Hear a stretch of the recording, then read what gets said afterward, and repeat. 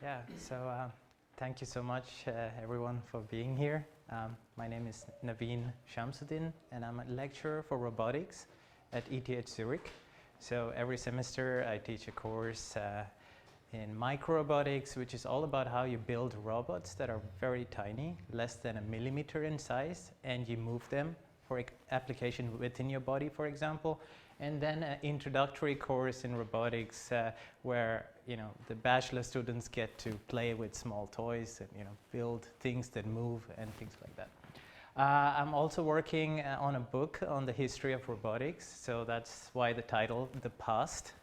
And I co-founded a company, the Origin AG, which is in the digital wellness space, developing technologies that combat other technologies that grab our attention.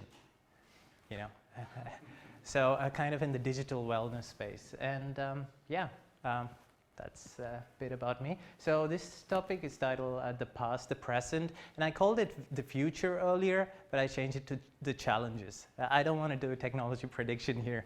So this is kind of what comes to our mind when we think of robots or robotics. And here I have had the number of these images keeps growing each talk I give. There are 33 of them here. I guess most of you know, some are in fiction, but it's still on our mind. Some are real, some are blurry. What is a robot? But this is more generally what we have as the image of a robot, right? Now, so what about these? Now, I guess some of you might know the gentleman there. That's a digital avatar of UBS chief economist. So he can attend to 100 clients at a time. So this pilot project perhaps was a failure, and you will see why. The ones over there are digital girlfriends that you can have on your smartphone. Other is a hologram who sings, and you can attend concerts. Does a robot need a body, or can it be disembodied? So these would fall into the category of bots, let's say. Right. What about these consumer devices that we have in our homes? Anything that moves, your coffee machine that you can talk to, it makes coffee in the morning, ATM machines, automatic teller machines, and Amazon Echo speakers. You talk to it and it does something for you, right? Yeah, so this is kind of the area that we work with, medical robotics. So very small devices that can go inside your body. That's the pill cam here, which came out maybe 15, 20 years ago. You swallow this pill will go through your gastrointestinal tract and take pictures and images and relay it to the physician. Are they robots? And what about the rest of the automotive transportation industry? Are these robots as well? So, I'm trying to get a definition here. What is robots and what is robotics? So I'm just going to propose that we kind of have a cultural hangover between what our minds tell us what robots are and what technologists think robots are. And so it started with Karel Capek, this gentleman in Czechoslovakia. He was nominated for the Nobel Prize in Literature 7 times, but didn't get it because the Norwegians were pretty scared of upsetting the Nazis, because he wrote quite some literature against them. So what happened in 1921 was that he wrote a play called Rossum's Universal Robots. That's the first time that the neologism robot came into the world. And within a few months, it was also premiered in New York Broadway. And it was a record show performing 185 shows. So throughout the world, this play resonated. And the whole, the theme about the play was human creates a machine, a dumb one, which does labor, and then the machine takes over the world and kills all the humans except one. So kind of the Frankenstein industrialized, right? The great story. So where did he get the inspiration from? Robota in a Slavic language, you guys, some of you might know, it means work. No negative connotation here. Robotnik now in Slovak is a worker. And robota, like 400 years ago, was really the unpaid compulsory physical labor that you had to do for the monarch in Bohemia or in the Habsburg monarchy. So, you know, this is why we have this cultural hangover of robots taking over, have to do all this dirty work and things of this sort. So if you look at Oxford English Dictionary, so you see several definitions of what a robot is. So it's a machine that resembles a human being, a machine that does complex tasks and is programmable, and also a person who acts mechanically is a robot, right? Well, that's not what technologists call a robot. So this is the International Standards Organization definition. So it's something reprogrammable in 2 or more axes with a degree of autonomy, which can move within its environment and perform some tasks. So a robot is not just the thing that does the task, but also its control system and the interface of the control system, right? And an industrial robot is something that is multi-purpose, can move in more than 3 or more axes, and which can be fixed in one place or move in an industrial automation application, not limited to manufacturing, inspection, packaging, and assembly. So a bit of history again. So this was the first robot that came to the market, a machine that was named the robot, right? It was not named a robot, it was called a programmable article transfer, and then a manipulator, and then a robot as a marketing trick, right? Here's a machine that would do work for you. So it was a 2-ton machine, and when it came out in 1961, none of these technologies existed. You know, previously there was no digital control system to make it work. There was no memory. There was no magnetic memory in 1961. They had to make optical digital encoders to sense the motion, hydraulic servo valves, and you know, have a self-contained electrical and hydraulic supply. So it came for a price of you know, 50 to 60,000 US dollars. And it was put to work, or it got a job in die casting in the automotive industry. You know, pick up these very hot dies, and very dangerous work, very boring, and you know, kind of take the human out of the loop. And then it got jobs in welding, very repetitive operations, right? Yeah. So Europe was very quick as well. Tralfa in 1969 came out with the world's first painting robot. Tralfa is the predecessor of ABB. And yeah, it started painting wheelbarrows, for example. Well, in these technologies, there was hardly any sensors. The robots couldn't really see what they were doing. They were just programmed to do the same repetitive task. And you know, kind of the big hydraulic things moved to electric. And since they were pretty dumb, they couldn't see what they were doing. Typically, an industrial robot is fenced off. Well, oh, sorry. Now you're clicking from the floor. It's haunting you. Yes. So yeah, so typical industrial robots are fenced off. So yeah, they work on their own, doing dull, repetitive, dirty tasks. Right? So from robot industrialization, when we look at robot internationalization, the first robot was introduced in the automotive industry in the United States, but then it started to pick up very quickly in Japan for electronics and electrical manufacture here. So that's the robot count internationally. Sweden picked it up with Tralfa, and Italy as well. That was Fiat introducing robots into manufacture. And then by 1984, it was mostly Japan that had roboticized. So the industry really opposed robots kind of taking jobs and things like that in the US and the rest of the countries by then. So this was a screenshot from a movie from 1984. So kind of the promise of cost benefit if you introduce a robot into your operations was the hourly cost of maintaining a robot was much smaller than the rising labor cost, right? So how does it compare right now here? Now a typical industrial robot that you have seen for welding or any kind of application costs between 100,000 to 150,000. So on a return of investment of 3 years, you have, you know, 116 euro per hour, and you can get your money back in kind of 3 years' time. So that's the wage for an industrial worker in France.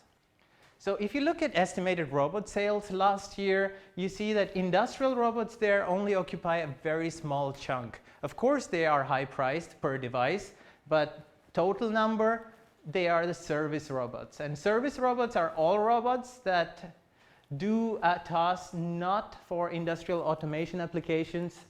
And you have personal service robots and professional service robots. Professional service robots need to be operated by a properly trained operator. And 10 million personal service robots are also in households and for entertainment and leisure. So as you see, 10 years ago, the service robots kind of took over from industrial robots in terms of global total market here. And yeah, so professional service robots, the 165,000 are in logistics, warehousing, defense, public relations, medical, and agriculture. So much smaller numbers compared to robots in the household. Well, I guess you all know what the robot in your household is. It's a Roomba or a vacuum cleaner that moves on its own. So it's kind of the only very successful household robot story. Started at MIT by Rodney Brooks in the middle, professor for robotics. He got his first contract for iRobot by developing robots for the military. He made the PackBot, and now PackBot spun out of iRobotics as a separate company. And then from the military, he went straight to the home, and you had the Roombas. So founded in 1990 for military applications, 10 years later launches Roomba for the home, trades on NASDAQ 3 years later, and 20 million home robots have been sold so far. Now from cleaning the floor, you have other robots which mops the floor and also cuts grass. So very simple application, each robot doing its very simple task. None of them do all the tasks. That's very important, right? So here, kind of how I classify market expansion and functional expansion. So you have the general industry, which is very structured environments, right? Then the service industry, semi-structured, and homes. They are very difficult, they are unstructured, and you have a very low price point here. So then you have a single task, single location robots, collaborative robots, and robots with social and emotional intelligence, which we are trying to build. So you have your typical yellow robots from KUKA or ABB. They weld, they paint. They are in a single location. They do a single task in the general industry and usually caged off, right? Very easy problem by now. Now, tougher problem, how do you move in semi-structured environments? So you have delivery robots here, delivering food when you order them, and then your Roomba at home. So single task. Now you have multitask robots coming in. They can be programmed to move around and do multiple tasks. And then there are robots coming to your home that can move around and talk to you at a low price point. And then you have collaborative robots with which you can work together with. So you don't endanger yourself when the robot moves its arms. So collaborative robots. Then you have Pepper in the service industry, which we'll talk about later, with a bit of social and emotional intelligence. It's very hard to get these things working, and the future very far away when you could have your robotic companion in your home. Right? Right. So what almost all the robotic companies are moving towards is robotics as a service. So software as a service. You don't buy the robot, you rent the robot. So in addition to the hardware, you, on a subscription, get management, analytical, and data-related services. So an example here is the Nightscope, which will have an IPO very, very soon. Just started 5 years ago. So its promise is surveillance and security robots. So it can be operated at the minimum wage in many states in the US, $7 an hour. It operates 24/7 and can scan 300 license plates a minute. Great. So capital cost now becomes an operational cost. You just rent the robot. reduces purchase approval times, financial technical barriers for robot introduction. You have predictable and controllable costs, and you can scale on demand. Add a robot, take out a robot, and things like this, all on subscription.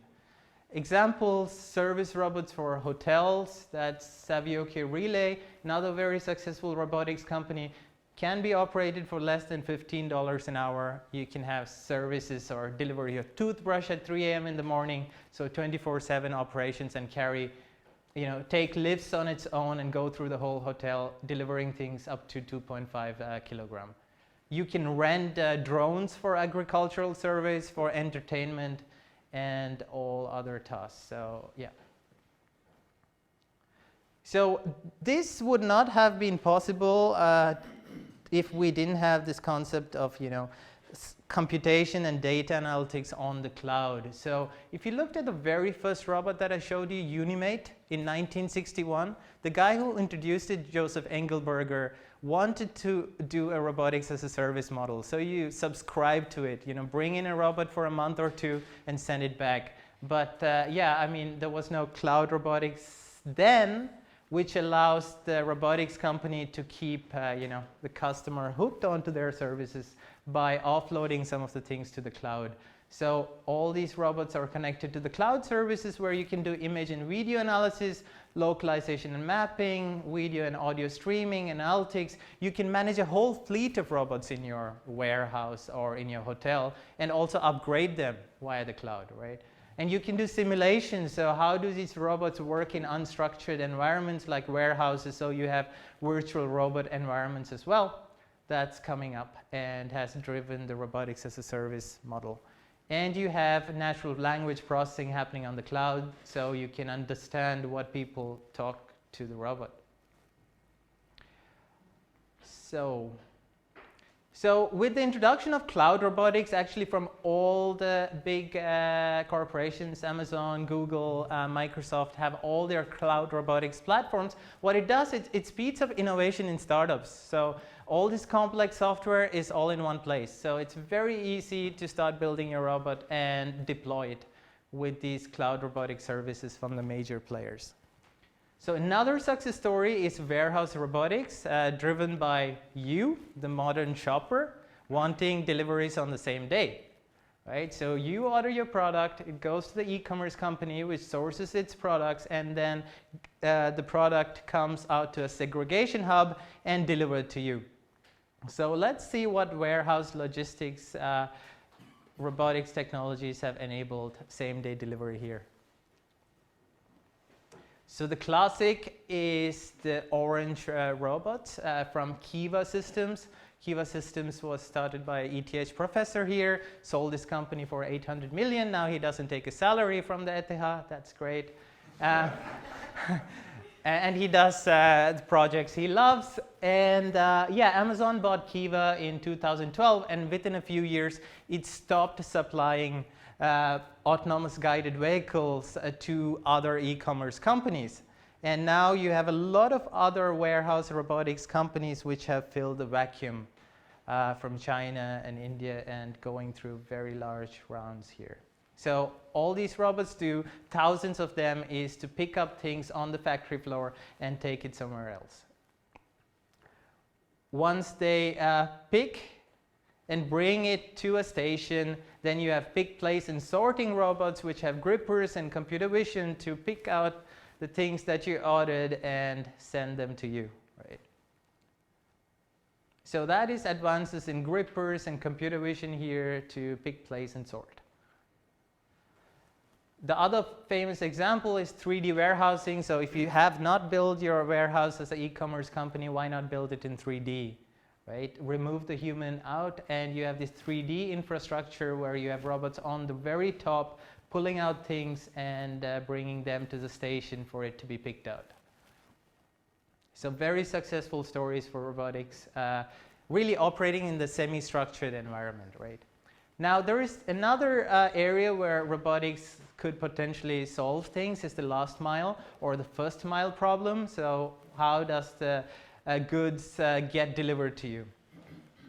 So it's very important for customer satisfaction, and it's very expensive. So 28% of the total cost going towards that. So you have your velo courier here, that somewhere else, and the man who brings the goods. Could robotics replace this guy?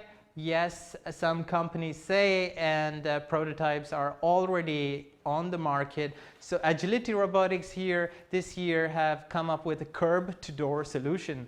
So yeah, just from the roadside, it brings it to you using bipedal locomotion. So it partnered with Ford, comes in an autonomous car. So it can walk up to 30 minutes, navigate all these environments, bring you the goods, go back to the car and get charged, right? And the car drives by itself. So the other one is from Starship Technologies, which is a door-to-door solution, not from curb to door. And it was started by Skype founders. They have wheeled locomotion. So what technological components are enabling these kind of robots? So any robot to a roboticist is consisting of these three gears, kind of computation. How do you perceive the environment, right? How do you see? And how do you compute from what you see and are aware? And then you have actuation. You do something, you move a motor, you walk, you grip something, you have other end effectors.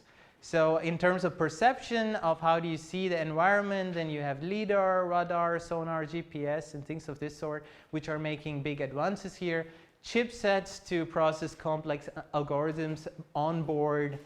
And now you can also have human-to-machine communication using voice interface. So you can talk to your robot, ask it to fetch something for you, and things like that. And a part of the computation can be sent to the cloud for low latency applications, or for storage, or for analytics. And really, yeah. So what made these possible right now is very energy efficient, high performance motors, fast charging systems for batteries and high density batteries, onboard and cloud-based computing, so split the computing both onboard and to the cloud, and ultimately ending in a lower cost of delivery and increased customer satisfaction. So what's better than a robot bringing something for you that you delivered? Right, so it's great for the short term, but you see that for long-term customer engagement, robots still have a long way to go. So usually startups just start putting together parts on the market, and if you can't find them, make these parts yourself and get the IP on each one of these components. As you see in medical robotics, we will see us making custom catheters and things like that. So moving from robotics as a service, can you have robotics as a platform? So here's an example of Pepper, launched in 2015. Pepper is cute, has a personality. It's socially proactive, very important. You're walking around Pepper, it comes to you and asks you how you are. It's proactive. And it bridges the digital and physical world. So it knows what you have been shopping, and it comes to you and makes a recommendation based on what you have been shopping.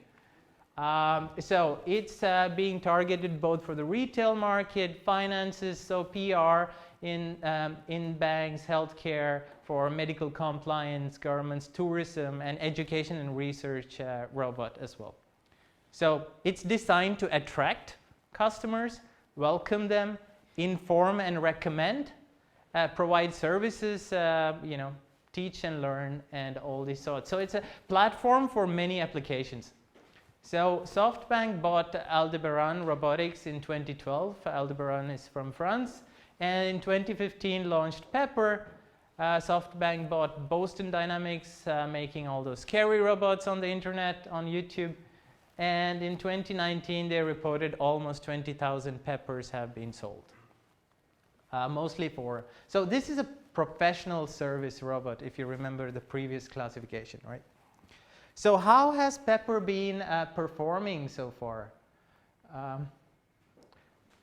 Before that, the core components of Pepper, take any robot, you can split it into these components, has microphones on its head, speakers on its ears. You can touch it on its head to say that you did a good job. So there are tactile sensors, depth cameras, embedded processing, 20 degrees of freedom, or 20 motors. 6 lasers for LIDAR, so how it can navigate within its environment, and ultrasonic sensors to perceive short interactions, right? And additionally, it has an emotion engine from Affectica, so it can, through visual and oral analysis of how you speak, it can detect your emotion and classify were you happy with your product, are you angry, and all these things. So it can classify 16 emotions by just looking at your face and how you talk to it. So Pepper works with a series of robotic service provider networks. So every country kind of has a service provider which will help you program the robot for your end application. Yeah, so I heard yesterday that there is a Pepper in Amigro in Freiburg. Yes. Yeah. So if you're an independent app programmer, you can also program it with the Android SDK. So it's clearly a platform. So how well has it been doing since 2015 that it launched? So yeah, can short-term curiosity in robots lead to long-term trust building? So there seems to be clearly a lack of engagement after the novelty phase. Of course it's cute, but what next? I mean, we have high expectations for social robots. So it seems that only 15% of companies want to renew their contract with Pepper that they began in 2015. So the novelty dies off. What about security issues? Now you have a device that's moving around in your house or your company with cameras and microphones. So adding salt to pepper, a research report that came out, it can be easily compromised, right? You can basically run anything through this device. So big issues here for SoftBank Robotics that they need to solve. And another issue with long-term engagement, right? Maybe some of you have heard of the Uncanny Valley. Anyone? So Pepper is childlike, but not a child, right? Robotic children are scary. So these are experiments in Japan with early types of humanoid robots where, you know, they have a child robot here. Very disturbing. You don't want to create a robot like a child or too human-like, right? So first impressions really do matter for social robots, and this is really the basis of the Uncanny Valley, which was proposed by a Japanese roboticist in 1970. So yeah, it depends on your familiarity here. So industrial robot is fine. You don't get you know, too scared by it, an industrial arm. Even if you see a humanoid robot that looks like a robot, it's okay. If you look at a stuffed animal, it doesn't scare you, but that child just scared you, right? So that's close to a zombie here and a corpse. So there is a difference in the degree of human-likeness in your perception to the robot and how it moves as well. So this is kind of the Uncanny Valley hypothesis, kind of human likeliness to familiarity and kind of the feeling that you get, the uncanny feeling that you get. So roboticists know where to place their robots when they design it. So this is also used in the movie industry, for example. Some 3D animated movies don't do well because it gives you a kind of uncanniness which you don't like, so you don't want to see the movie. So yeah. So it's a tough design challenge to develop social robots. Now, many companies have tried to build social robots and have crashed. So last year was a big crash of several companies. So Jibo, Mayfield, Anki, Rethink. So Jibo here is a very cute robot that sits on your desk and was developed by the MIT roboticist Cynthia Bretzel. So Jibo has an oracle here, but it couldn't predict its own future, and it crashed. So they crowdfunded 3.5 million in 2014. Yeah, couldn't deliver their product for 3 years and then delivered it at $900 a unit. It raised almost 75 million over these years and then shut down at an IP sale. So what went wrong here? What's not so cute and charming about such a robot is they didn't expect Amazon Echo to come out. So here's just a smart speaker that appears cute. I mean, do you want to pay 9 times more the price? and the problems with speech recognition, cultural nuances, certifications across countries, natural language processing in all these languages. Yeah, so the hope of a social robot has crashed here. Another one, what about a Jibo on wheels but can't speak? Also shut down in October, $700 a unit, couldn't match Amazon Echo or any of the smart speakers. So that's Anki, they sold 1.5 million robots, had a revenue of 100 million, made robotic toys. Very cute, you could ask it to do, it has Amazon Alexa on it, you can speak to it and things like that. But they really could not go beyond charming toy robots, right? They had no recurring revenue model. Each of these cost $100. They sold 1.5 million plus robots and raised 200 million in VC money, but then shut down in April last year again. So conquering the homes with social robots has not really been achieved. Also, robots that work together with you, that's Rodney Brooks again, who made the Roomba. Here he comes to develop a Baxter. So Baxter is a robot with 2 arms and a cute face that can work with you together in the industry. But do you really need a cute face, right, in the industry, and do you care? They had lack of precision in the actuators. Really, it was not repeatable for the industry. It was more R&D and educational robot, and shut down again last year in October. All right, it was just, yeah, too early for their time. They came in 2011 with a smiling face robot, which was not perceived so well in the industrial sector. So somebody to watch out, Jeff Bezos here trying a very huge humanoid robot, most probably for his expedition to Mars. Amazon is everywhere in robotics. So it started its cloud robotics platform just last year. So any robotic startup can plug in and use the cloud robotic systems. It has a monopoly on warehouse robotics. It solves the last mile problem with their drone delivery services. It has Amazon Echo in all homes. And now they are working on a home robot as well that can move around and you can talk to it. So Amazon is pretty big in robotics. So what other home robots are there? So after Roomba, you have Foldimate for laundry. So think about any application at home and try to build a robot, and this is where it seems to be going. So you can fold your laundry, you can have robotic kitchen, elderly and handicap assistance. So that's a robot that can pick you up, Paro, a robotic seal for the elderly and with dementia, and the other cute guy on your tabletop which tells you when to take medicines, right? Some move, some don't, and it's all called a robot because of some reasons.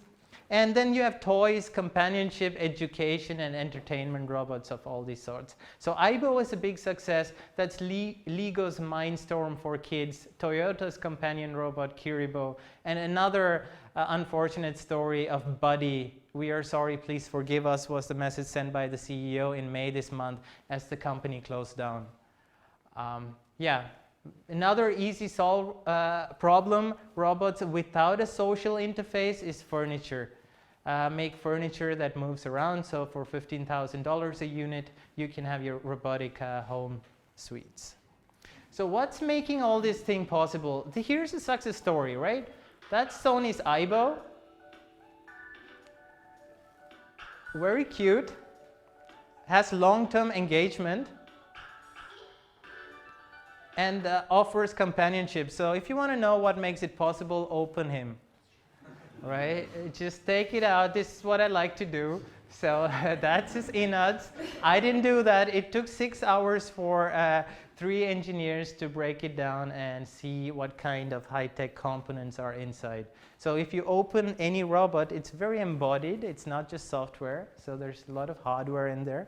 So it's really the integration of hardware and software. So the perception, actuation are hardware, computation happening on hardware. So you have more powerful onboard computing coming up. You can do some of the computing on the cloud. You have a lot of sensors, accelerometers to determine crashes, gyroscopes to determine orientation, microphones, barometers, actuators and power systems. So all kinds of sensors and actuators from the automotive industry, from the battery industry, and also AI is all coming in here to make robots possible. So all the big players here. And if you can't find something that works for you, make them yourself. We have a lot of applications for robots in healthcare, transportation, defense, forestry, agriculture, home. I've just touched a few examples, and what's interesting is some of these examples could also help to achieve Agenda 2030 or the Sustainable Development Goals. So what we do in the Multi-Scale Robotics Lab is work on good health and well-being. Surgery is something that is not accessible to 2 billion people in this world. So we build surgical robots to have low-cost surgeries. You can have robots, drones for surveillance and reforestation. You can have robots for sustainable cities, building cities, and for climate action with reforestation. So I think very interesting applications for global sustainability. So I end with a few thoughts to ponder. The definition problem. We have a definition problem in robots or robotics. So please keep in mind what a robot is and what a smart device is. So the whole definition is blurring. Usually in the industry, drones don't come under robotics, or autonomous cars also don't come under robotics, but it could, right? So dull, dirty, and dangerous. So this was the original proposition and still remains true. Jobs or tasks that are dangerous, like nuclear waste processing, die casting, can all be roboticized when it's dirty and it's boring, like welding, for example. Social robots are much easier to build than robots without, social robots are much easier to build than social robotics. Make robots that do one simple task, right? Like the vacuum robot. Don't try to do everything. Robotics as a service is becoming very popular. Multi-purpose, multitask robots as a platform is arriving and not there yet. Single task, single use case robot is good bet for startups. Big concerns on user privacy. So, devices entering your homes. Amazon Echo is having problems. Siri is having problems. And now you have a mobile platform that also watches you with cameras. So big privacy problems. There is a foundation called Foundation for Responsible Robotics, which is kind of bringing a certification stamp that it's an ethical robot. So it has transparency and it doesn't have huge data mining going on. Security threat is a big problem again, as you have seen. Pepper can be compromised. Even with a laser pointer, the LiDAR system on cars can be compromised. So a lot of challenges still remain ahead for robotics. So closing my talk and just briefly talking about the multi-scale robotics lab at ETH, we work with very small-scale robots or sensors and actuators. So here you see application for force sensing. So that's typical silicon processing where we have a very tiny force sensing probe and we attach a fly to it, right? And as the fly tries to fly, you can measure the forces that it exerts. So you can help biologists figure out how flies fly and things of this sort. So applications in biology. We started a spin-off called FemtoTools, and now it's used in the silicon industry, basically kind of bulk testing, mechanical testing wafers here, MEMS systems. We make even smaller things. Perhaps you might heard it at the last presentation. So we can make very three-dimensional structures at a very small scale. So 10 micrometer, we can 3D print it, laser fabricate it out of multiple materials, magnetic, polymer, and even nanoscale. So that would be 1 micron. So very small devices that we can move. So as you said, anything you can program, reprogram, can move within its environment and sense is a robot. So a lot of material challenges also here. So it's a lot of material science that we work with. And then we come to medical robotics. That's also big in our lab. We make very small catheters, mud catheters, that can be manipulated with the joystick using magnetic fields. So kind of takes a surgeon out of the room and replaces him with a joystick that he can use to telemanipulate and really move catheters wirelessly. So you can see a catheter navigating this maze here. So there is a small magnet at the tip, and with the magnetic field generated by these huge magnets, it can be used to manipulate it in any direction. So imagine these catheter surgeries where you push the catheter through the vein here, and then it reaches your heart, and it's like moving a garden hose. You know, you try to move it here and you think it will move. It doesn't. Right? So this makes the end tip very mobile, and then you can use it for arrhythmia treatment here, where you kind of fry the cells that beat irregularly. So this is the application, and this is our startup, Aeon Scientific, for cardiovascular applications. Yeah, that's about it. Thank you. Yeah.